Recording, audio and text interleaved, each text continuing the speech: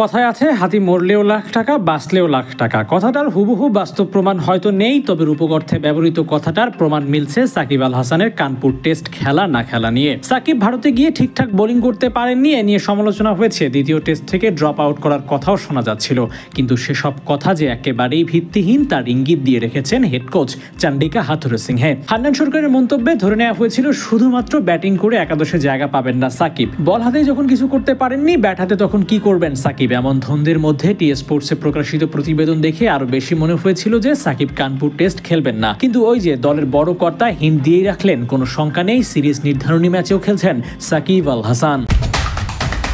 Cricket সহ সব খেলা দেখো বিঞ্জে মাত্র 19 টাকায়।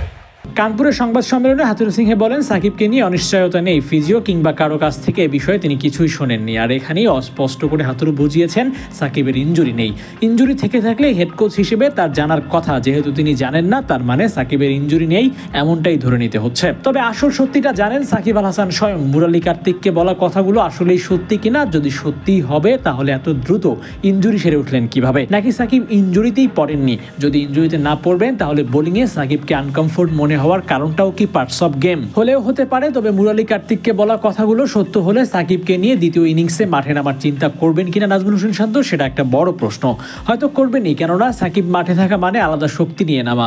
2-1 ওভার হাত ঘুরিয়ে উইকেট তুলতে পারলে শান্তর জন্য তা আরামদায়কই হবে বটে। এছাড়াও দ্বিতীয় টেস্টে নতুন কাউকে নিয়ে এক্সপেরিমেন্ট করার থেকে সদ্য ইনজুরি থেকে ফেরত সাকিবকে নিয়ে মাঠে নামাটাই হয়তো বুদ্ধিমানের কাজ।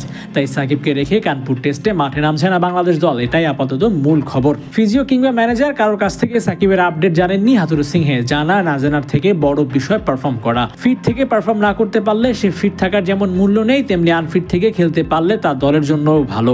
ফিজিও কিংবা টিম ম্যানেজার কারো কাছ থেকে সাকিবের ইনজুরি আপডেট জানেননি হাথুরুসিংহে। জানা না জানার থেকেও বড় বিষয় পারফর্ম করা। ফিট থেকে পারফর্ম করতে না পারলে সে ফিট থাকার যেমন কোনো মূল্য নেই, তেমনি আনফিট থেকে খেলতে পারলে ইনজুরিও কোনো বিষয় না। তাছাড়া নামটা সাকিব আল হাসান, যখন তখন ফর্মে ফেরাটাই সাকিবের সহজাত বৈশিষ্ট্য। তাই হাতি মরলেও লাখ টাকা, বাঁচলেও লাখ টাকার নীতি ধরেই আগাতে হবে বাংলাদেশ ক্রিকেট দলকে। Abu Naim, sports Times.